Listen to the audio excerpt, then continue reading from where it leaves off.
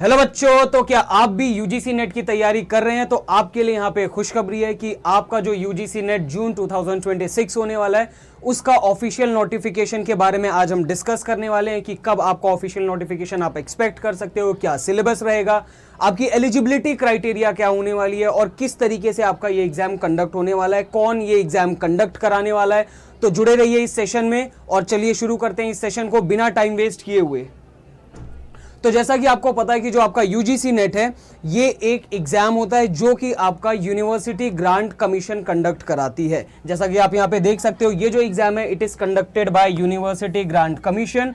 और ये किस पर्पस के लिए होता है? तो बेसिकली आपका दो रीजन होता है। पहला रीजन है आपकी एलिजिबिलिटी टेस्ट की जाती है, whether you are eligible for teaching और नॉट। ठीक है, आप किसी स्टेट यूनिवर्सिटी में या फिर आप किसी भी सेंट्रल यूनिवर्सिटी में आप as a assistant professor join करने की, ये आपकी एलिजिबिलिटी को टेस्ट करता है बेसिकली। ठीक है, या फिर अगर आपको इन फ्यूचर पीएचडी करनी हो, ठीक है, और उस पीएचडी के साथ साथ आपको स्टाइपेंड भी अगर चाहिए कि आपके जो एजुकेशनल एक्सपेंस है वो कवर हो जाए, आपकी फीस जो यूनिवर्सिटी की है वो कवर हो जाए और आपका जो ग्रांट है, रिसर्च ग्रांट, वो आपको मिलता रहे, तो उस चीज के लिए जो हमारी गवर्नमेंट ऑफ इंडिया है बाय यूजीसी आपको एक फेलोशिप प्रोवाइड करती है जिसे हम कहते हैं JRF, जिसका फुल फॉर्म आप सबको पता है जो कि होता है जूनियर रिसर्च फेलोशिप। ठीक है, तो ये दो पर्पस होते हैं आपके यूजीसी नेट एग्जाम को कंडक्ट कराने के लिए। ठीक है, ये आपका सीबीटी बेस्ड एग्जाम होता है जिसमें आपके एग्जाम्स जो होते हैं वो पेन एंड पेपर ना होके कंप्यूटर पे ये आपका एग्जाम कंडक्ट कराया जाता है। और जनरली इसमें होते हैं दो पेपर्स आपके, पेपर 1 और पेपर 2। अगर हम बात करें पेपर 1 और पेपर 2 की, तो ये हर एक जो भी चाहे आपका कोई भी सब्जेक्ट हो, ठीक है, आपको दो पेपर देने होंगे जिसमें से जो आपका पेपर 1 होता है वो होता है जनरल पेपर, वो हर एक सब्जेक्ट के लिए कॉमन होता है। और जो आपका पेपर 2 होता है वो सब्जेक्टिव होता है, यानी आपने फॉर्म भरने के टाइम पे जो सब्जेक्ट आपने सिलेक्ट किया होगा उसी सब्जेक्ट का एग्जाम आप क्या करते हो, देते हो। ठीक है, और ये जो जनरल पेपर होता है इसमें बेसिकली आपको टीचिंग और रिसर्च एप्टीट्यूड आपका इस पेपर के थ्रू टेस्ट होता है। ठीक है, इसके बाद हम देखते हैं कि आपकी एलिजिबिलिटी क्या होती है, आप इस पेपर को देने के लिए एलिजिबल हो या नहीं हो। ठीक है, इस चीज को हम देख लेते हैं फटाफट। तो सबसे जो जनरल एलिजिबिलिटी आपकी होती है वो है आपका क्वालिफिकेशन। आपके पास क्वालिफिकेशन क्या क्या होनी चाहिए इस एग्जाम में अपीयर होने के लिए। ठीक है, हर एग्जाम की अपनी एक क्वालिफिकेशन होती है, तो इस एग्जाम को अगर आप देना चाहते हो तो आपके पास मिनिमम क्वालिफिकेशन, अगर आप जनरल कैटेगरी से बिलोंग करते हो तो आपकी जो मिनिमम क्वालिफिकेशन है that is your post graduation, that is your masters degree, जिसमें आपको 55% मिनिमम स्कोर करना होगा, तभी आप इस एग्जाम के लिए एलिजिबल होते हो। ठीक है, और अगर आप कैटेगरी से बिलोंग करते हो, reserve category for example OBC, SC, ST, या फिर आप पीडब्ल्यूडी से बिलोंग करते हो, तो इस केस में आपको रिलैक्सेशन मिलता है 5% का, यानी आपका यहां पे जो एलिजिबिलिटी क्राइटेरिया होता है परसेंटेज वाइज वो हो जाता है 50%। और जो जनरल कैटेगरी के स्टूडेंट्स हैं उनके लिए जो एलिजिबिलिटी क्राइटेरिया होता है वो होता है 55% इन योर मास्टर्स। ऑलराइट, अब लेकिन जरूरी नहीं है कि जो मास्टर्स कर चुके हों वही इस एग्जाम को दें। कुछ अपीयरिंग स्टूडेंट्स भी होते हैं जो अपने फाइनल ईयर के मास्टर्स में हैं या फिर अभी जस्ट उन्होंने अपना मास्टर स्टार्ट किया है, तो वैसे स्टूडेंट्स भी इस एग्जाम में अपीयर हो सकते हैं, लेकिन उसके लिए भी कुछ कंडीशंस यूजीसी ने आपके लिए सेट करके रखी है। उस कंडीशंस को भी हम आगे डिस्कस करते हैं। ठीक है, देखिए, जो फाइनल ईयर के स्टूडेंट्स होते हैं वो प्रोविजनली इस एग्जाम को दे सकते हैं। प्रोविजनली का मतलब ये होता है कि आप इस एग्जाम में तो अपीयर हो गए, लेकिन ये अब जो आपका JRF है वो आपको अवार्ड तो कर देंगे, लेकिन जब आप ये क्राइटेरिया फुलफिल करोगे तभी आपको वो JRF अवार्ड करेंगे। या फिर जब आपको असिस्टेंट प्रोफेसर के लिए अगर वो आपका सर्टिफिकेट देंगे, जो यूजीसी होती है ये सिर्फ एक सर्टिफिकेट देती है, ये एक सर्टिफिकेशन बॉडी है जनरली। ठीक है, ये आपको नौकरियां नहीं देती हैं, ये सिर्फ आपको एक सर्टिफिकेट देती है, ये आपको JRF अवार्ड करती है, जिसके थ्रू आप आगे क्या कर सकते हो, आइदर पीएचडी कर सकते हो या फिर आप असिस्टेंट प्रोफेसर के लिए क्या हो जाते हो, एलिजिबल हो जाते हो। ऑलराइट, तो जो फाइनल ईयर के स्टूडेंट्स हैं वो प्रोविजनली ये एग्जाम दे सकते हैं, लेकिन कंडीशन ये है कि आपका जो मास्टर्स होगा एग्जाम देने के 2 साल के अंदर अंदर कंप्लीट हो जाना चाहिए। अगर आप एग्जाम क्वालिफाई कर जाते हो और आपका मास्टर्स भी विद इन 2 इयर्स कंप्लीट हो जाता है, तब तो आपको वो सर्टिफिकेट मिल जाएगा, वेदर वो JRF हो या फिर वो एलिजिबिलिटी हो असिस्टेंट प्रोफेसर के लिए। ठीक है, लेकिन अगर आप विद इन 2 इयर्स इस एग्जाम को क्वालिफाई करने के बाद आप मास्टर्स आपका नहीं कंप्लीट होता है, तो उस केस में क्या होता है कि आप इस एग्जाम के लिए, एग्जाम तो आपने दे दिया है बट आपका जो सर्टिफिकेट है वो नल एंड वॉइड हो जाता है। ठीक है, तो जब आपका मास्टर्स कंप्लीट होगा दोबारा से आपको क्या करना पड़ेगा, इस एग्जाम में रीअपियर होना पड़ेगा, भले से ही आपने इस एग्जाम को क्वालिफाई कर लिया। तो ये एक ड्रॉबैक होता है फाइनल ईयर के स्टूडेंट्स के लिए। ठीक है, अगर आपने फॉर एग्जांपल 8 सेमेस्टर्स कंप्लीट कर लिए, आपके जो बीटेक के स्टूडेंट्स होते हैं या फिर जो बीएससी ऑनर्स या बीए ऑनर्स के स्टूडेंट होते हैं, जनरली उनके क्या होते हैं 8 सेमेस्टर्स का उनका जो पैटर्न है वो चलता है। ठीक है, और जो विदाउट ऑनर्स वाले स्टूडेंट्स होते हैं जिन्होंने प्लेन बीएससी बीए बीकॉम किया हुआ है, उनके 6 सेमेस्टर्स के होते हैं। तो अगर आपका जो कोर्स है वो 8 सेमेस्टर्स वाला है, तो 8th सेमेस्टर कंप्लीट करने के बाद आप इस एग्जाम में अपीयर होने के लिए एलिजिबल हो जाते हैं। ठीक है, उसके बाद एक और सबसे इंपॉर्टेंट रूल है सब्जेक्ट सिलेक्शन, जिसमें आपका ये चीज एप्लीकेबल होता है कि मास्टर्स में जो सब्जेक्ट आपने लिया है उसी सब्जेक्ट के एग्जाम्स आप दे सकते हो। ठीक है, उसके लिए आप एलिजिबल होते हो। बट अब फॉर एग्जांपल जैसे कोई स्टूडेंट है जिसने फूड साइंस एंड टेक्नोलॉजी से किया है और उसको यूजीसी नेट देना है, या फिर कोई ऐसा स्टूडेंट है जिसने मास्टर्स ऑफ कंप्यूटर एप्लीकेशन किया है, उसको अगर यूजीसी नेट देना है, तो वो स्टूडेंट्स क्या करते हैं, अगर उनके सब्जेक्ट्स यूजीसी के द्वारा स्पेसिफाइड, ठीक है, नोटिफिकेशन में वो सब्जेक्ट्स नहीं है, तो आप उनसे रिलेटेड सब्जेक्ट्स ले सकते हो। फॉर एग्जांपल जो आपके फूड साइंस एंड टेक्नोलॉजी वाले स्टूडेंट्स होते हैं, या जिन्होंने ये वोकेशनल ट्रेनिंग की होती है 8 सेमेस्टर्स की, और या फिर जिन्होंने मास्टर्स अपना फूड प्रिजर्वेशन फूड प्रोसेसिंग में किया है, वैसे स्टूडेंट्स को अगर यूजीसी नेट देना है तो उस केस में आप होम साइंस वाला सब्जेक्ट सिलेक्ट करते हो। क्यों? क्योंकि उस सब्जेक्ट के अंदर आपके जो 2 स्टार्टिंग के यूनिट होते हैं वो फूड टेक्नोलॉजी से रिलेटेड होते हैं।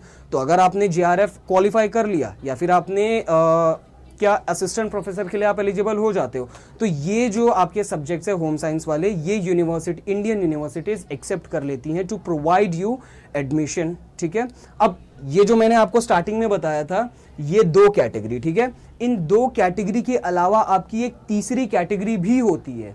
ठीक है, जैसा कि अभी मैंने कहा एडमिशन के लिए, तो एक कैटेगरी यहां पे आपकी निकल के आती है ओनली पीएचडी की। ठीक है, ओनली पीएचडी की कैटेगरी भी आपके लिए निकल के आती है कि अगर आपने यूजीसी नेट एग्जाम में 50% मार्क्स स्कोर कर लिया है तो आप एलिजिबल हो जाते हो इंडिया की किसी भी स्टेट यूनिवर्सिटी या फिर सेंट्रल यूनिवर्सिटी में एडमिशन लेने के लिए।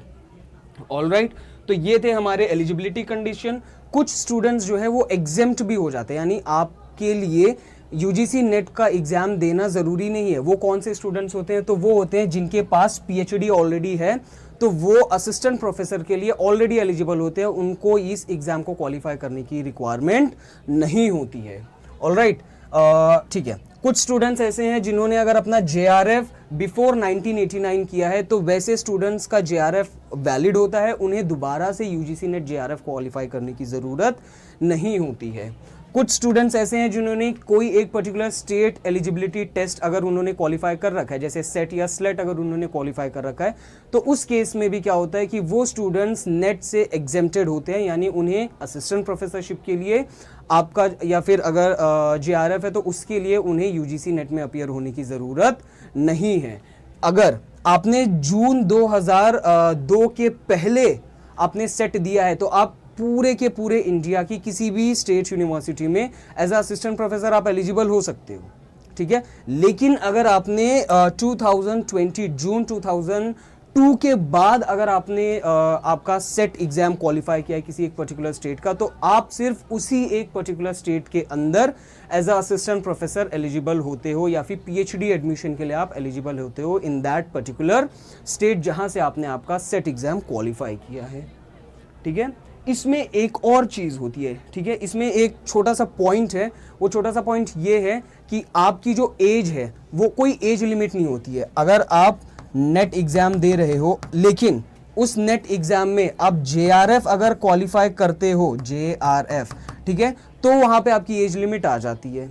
सिर्फ नेट असिस्टेंट प्रोफेसर के लिए कोई एलिजिबिलिटी नहीं होती है कि आप इतने एज के हो तो आप एग्जाम नहीं दे सकते। फॉर एग्जांपल आप 40 ईयर्स हो, 45 ईयर्स हो, आप नेट असिस्टेंट प्रोफेसर के लिए कोई अपर एज लिमिट नहीं होती है। वेरएज जो जेआरएफ होता है, इसकी जो अपर एज लिमिट है, अपर एज लिमिट ऑफ जेआरएफ, ठीक है, अपर एज लिमिट जेआरएफ के लिए आपका होता है 30 ईयर्स, ठीक है। अगर आप 30 ईयर्स से ज़्यादा हो तो आप इस एग्ज़ाम को नहीं दे सकते, आपको JRF अवार्ड या फिर JRF की फेलोशिप आपको नहीं मिलती है, आप उसके लिए इनएलिजिबल हो जाते हो, ठीक है। बात करते हैं इसके सिलेबस की। तो सिलेबस के अंदर जनरली आपका जो पेपर 1 है, उस पेपर 1 के अंदर आपका रिसर्च एप्टीट्यूड और टीचिंग एप्टीट्यूड जज होता है। बेसिकली इसमें टोटल 10 यूनिट पाए जाते हैं आपके। फॉर एग्जांपल टीचिंग एप्टीट्यूड होता है, रिसर्च एप्टीट्यूड होता है, कॉम्प्रीहेंशन, कम्युनिकेशन, मैथमेटिकल रीजनिंग, ये सारे आपके जनरल टॉपिक्स होते हैं। उसके बाद का जो यूनिट है that is logical reasoning, data interpretation, ICT, environment और हायर एजुकेशन सिस्टम, ये सारे टॉपिक्स आपके पेपर 1 के अंदर कवर होते हैं। अगर हम बात करें पेपर 2 की तो वो सब्जेक्ट स्पेसिफिक होता है। फॉर एग्जांपल यहाँ पे अगर हम होम साइंस लें, ठीक है, एक जनरल एग्जांपल मैंने लिया, तो उस होम साइंस के अंदर आपके सब्जेक्ट्स ये सारे इंक्लूड होते हैं। यहाँ पे ये सब्जेक्ट की कैटेगरीज हैं, ठीक है। यूनिट टोटल 10 होते हैं, ठीक है। यूनिट कितने होते हैं? टोटल 10 यूनिट्स होते हैं, ठीक है। यहाँ पे जैसे आपने अगर होम साइंस की बात करें तो यहाँ पे food nutrition, human development, textile and clothing, resource management और एक्सटेंशन एजुकेशन जैसे टॉपिक्स आपसे यहाँ से पूछे जाते हैं। और जो पेपर होता है वो पेपर टोटल आपका 300 मार्क्स का होता है। कितने मार्क्स का होता है बच्चों? 300 मार्क्स का होता है, जिसमें से 100 मार्क्स आपके पेपर 1 के होते हैं और 200 मार्क्स आपके पेपर 2 के होते हैं, ठीक है। जिसमें से इन टोटल आपके 150 क्वेश्चंस पूछे जाते हैं। 50 क्वेश्चंस इस एक पेपर से और 100 क्वेश्चंस जो आपके होते हैं वो आपके सब्जेक्ट स्पेसिफिक क्वेश्चंस होते हैं, ठीक है। हर क्वेश्चन के लिए आपको 2 मार्क्स मिलते हैं। अच्छी बात यह है यहाँ पे कि आपकी इस एग्जाम में कोई भी नेगेटिव मार्किंग नहीं होती है। तो अगर आपने सारे क्वेश्चंस अटेम्प्ट किए हैं 150 के 150 और आपके कुछ क्वेश्चंस गलत भी हैं तो आप टेंशन फ्री रहिए कि आपकी यहाँ पे कोई भी नेगेटिव मार्किंग नहीं होगी। आपको वो जो क्वेश्चन जो आपका गलत हुआ है उसके लिए आपको सिर्फ 0 मिलेंगे। कोई भी आपके मार्क्स कटते नहीं है, डिडक्ट नहीं होते हैं आपके ओवरऑल स्कोर के अंदर से, ठीक है। तो हमने सारी चीज़ें तो डिस्कस कर ली।